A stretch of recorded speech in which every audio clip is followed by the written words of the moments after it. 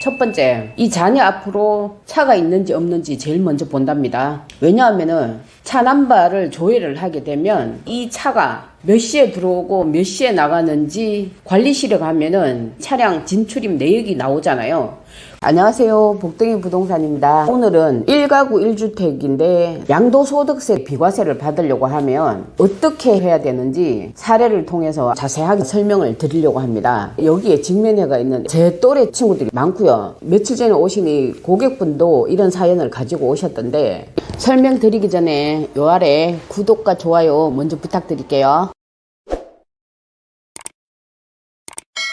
자, 시작할게요. 작년 1월 5일 이후부터는 조정대상 지역이 서울의 강남구, 서초구, 송파구, 용산구 요 4구를 제외한 나머지가 대폭적으로 다 풀렸잖아요. 양도소득세 비과세 때문에 문의가 사실 굉장히 많습니다. 고객분들이 착각하는 것 중에 가장 첫 번째가 조정 대상 지역이었다 아니었다 이걸 판단하는 시점을 양도 시점이라고 생각하시는 분들이 진짜 많더라고요. 조정 대상 지역이 아니니까 2년 보유만 하면 양도소득세가 면제되는 거 아니냐, 2년 보유했다 근데 왜 양도소득세가 나오느냐 이렇게 말씀하시는 분들이 있단 말이에요. 여기서 분명히 하나 짚고 넘어가는 거는 양도소득세 비과세를 판단할 때 기준이 되는 거는 양도 시점이 아니고 취득 시점이라는 거를 반드시 기억하시고요. 그러면 1세대라는 거는 도대체 뭘 두고 1세대라고 하느냐 하면은 본인과 배우자 포함해서 직계 가족들이 주민등록 등본에 같이 주소지를 두고 살고 있으면 1세대로 보는 겁니다. 그럼 이때 직계 가족들이 처제가 될 수도 있고 장모님이 될 수도 있고 시어머니가 될 수도 있고 시누이가 될 수도 있고 이 가족들하고 실제 거주를 같이 하고 주민등록상 주소지가 같이 되어 있다 이러면 이분들은 한 세대로 보는 겁니다. 세대가 분리되는 거 아니에요. 예를 들어 처제가 성인이에요. 처제 앞으로 집이 하나가 있다. 그러면 1가구 2주택이 되는 겁니다. 마찬가지로 장모님 앞으로 집이 하나 있고 내지는 시어머니 앞으로 집에 하나 있고 내 소유의 집에 같이 살고 있다. 그러면 1가구 1주택이 아니고요. 1가구 2주택이 되는 겁니다. 자, 여기서 제가 두세 가지 사례를 들어볼게요. 70대 어르신 여성분이 찾아오셨는데 4년 전에 종촌동에서 단독주택을 구입해가지고 살고 있었대요. 남편분이 돌아가시고 결혼 안 한 40살 된 자제분 같이 한 집에 살고 있었답니다. 40살 된 자제분 명의로 된 집이 하나 있고 어르신 명의로 된 집이 하나 있고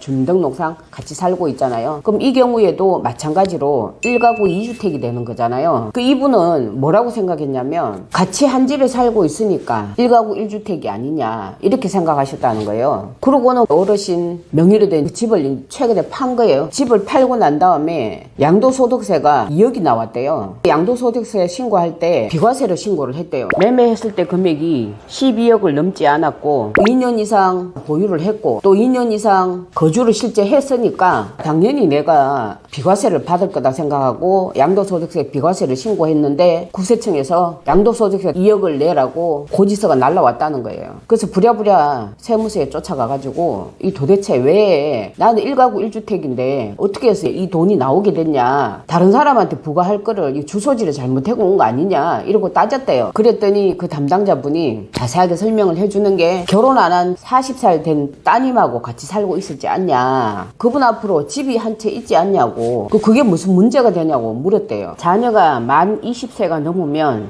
이분 앞으로 집이 하나 있을 경우에는 1가구 2주택이 되는 겁니다. 1가구 1주택이 아니에요. 그렇게 이야기하더라는 거예요. 그래서 저한테 확인하러 왔어요. 아니 세무서에서 맞다고 하는데 저한테 확인하러 온 거예요. 1가구 2주택이 맞잖아요. 그래서 이분은 꼼짝없이 2억을 내시게 되는 케이스고요. 이번에는 이 자제분이 40대 여성분이 아니고 25살 묻는 대학생 아들이라고 생각합시다. 아들 앞으로 집이 하나가 있다고 칩시다. 조정 대상 지역이었고 양도소득세 비과세를 받으려고 하면 어떻게 해야 될까요? 일단 그 집에서 같이 살면 안 되고요. 주소를 이전해가 다른 데로 가셔야 됩니다. 일단 원룸을 얻어서 이사를 가는 거예요. 거기서 실제로 2년 이상 거주를 하면 됩니다. 이사를 가면 주소지가 분리가 되잖아요. 그러면은 만 30세가 안 되어도 이 아들은 세대 분리가 됐다고 인정을 해요. 그럼 여기서 이 아들도 비과세를 받으려고 하면 어떻게 해야 되느냐, 2020년 기준으로 해서 기준 중위소득을 12개월로 환산한 금액의 40% 이상이라는 걸 입증할 수 있으면 별도의 세대로 볼 수 있습니다. 그게 약 71만 원 정도 되거든요. 자, 이번에는 이거를 살짝 비틀어서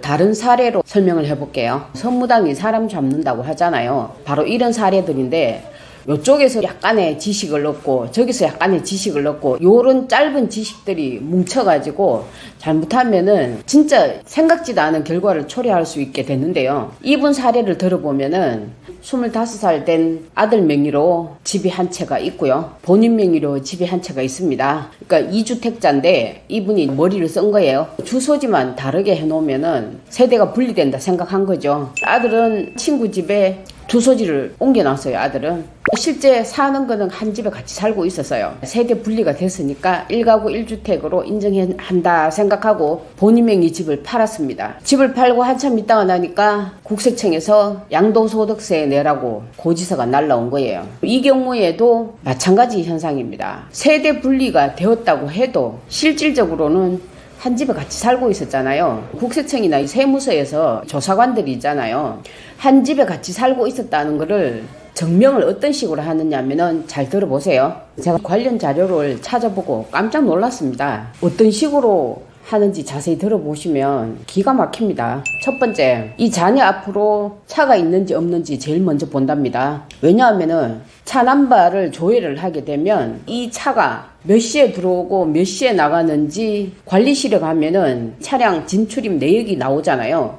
그럼 그게 진짜 빼도 박도 못하는 거예요. 어쩌다가 한번 들어왔는 게 아니고 매일매일 들어왔다가 나갔다가 하는 게 딱딱 찍히잖아요. 그러니까 이건 꼼짝 말아 하는 거고요. 두 번째로 또 알려준 게 뭐였냐고 하면 휴대폰 통신 내역을 보는데 휴대폰마다 IP 주소가 다 있습니다. 그 IP 주소를 가지고 기지국에 의뢰를 해가지고 위치 추적을 하는 거예요. 그러면 정확하게 그 위치에 계속 살고 있었다 안 있었다 입증이 되겠죠.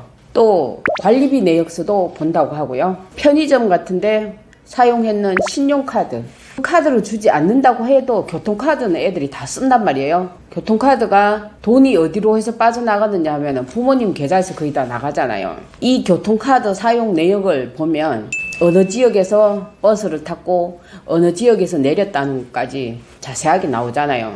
이렇게 아주 세밀하고 디테일하게 뒷조사를 한다고 하니까 그냥 옛날 생각으로 이렇게 하면 되겠지 하는 생각 절대 하면 안 된다고 합니다. 다시 한번 정리를 드리겠습니다. 우리 가족이 아닌 배우자 가족, 친족들과 같이 생활을 하면 그 친족 앞으로 집이 하나가 더 있다. 그러면 1가구 2주택에 들어간다. 두 번째는 만 30세 이상 자제분과 같이 살 때 이 자녀분 앞으로 집이 없어야 된다. 세 번째는 만 30세 이상 자녀분과 같이 살고 있을 때는 이 자제분 앞으로 집이 있다. 그럼 1가구 2주택이 되는데 이 자제분이 1세대 1주택에 양도소득세 비과세를 받으려고 하면 실제 주민등록상 주소지 같이 있으면 절대 안 되고 그리고 실질적인 생활도 다른 주소지에서 생활을 해야 되고요. 이 자제분이 최저 한 달에 71만 원 이상의 수입액이 있어야 된다. 그래야지만이 그 자녀분 앞으로 돼 있는 집도 비과세를 받을 수가 있다. 이렇게 정리를 하겠습니다. 오늘은 1가구 1주택일 때 이 1세대가 어떤 식으로 구성이 돼야 하고 1세대 1주택에 양도소득세 비과세를 받으려고 하면 뭘 주의를 해야 되는지 사례를 통해서 알아봤습니다. 자, 다음 시간에는 전국 부동산 시장 분석을 해드리겠습니다. 다음 시간도 기대해 주시고요. 오늘 여기까지 하겠습니다. 안녕.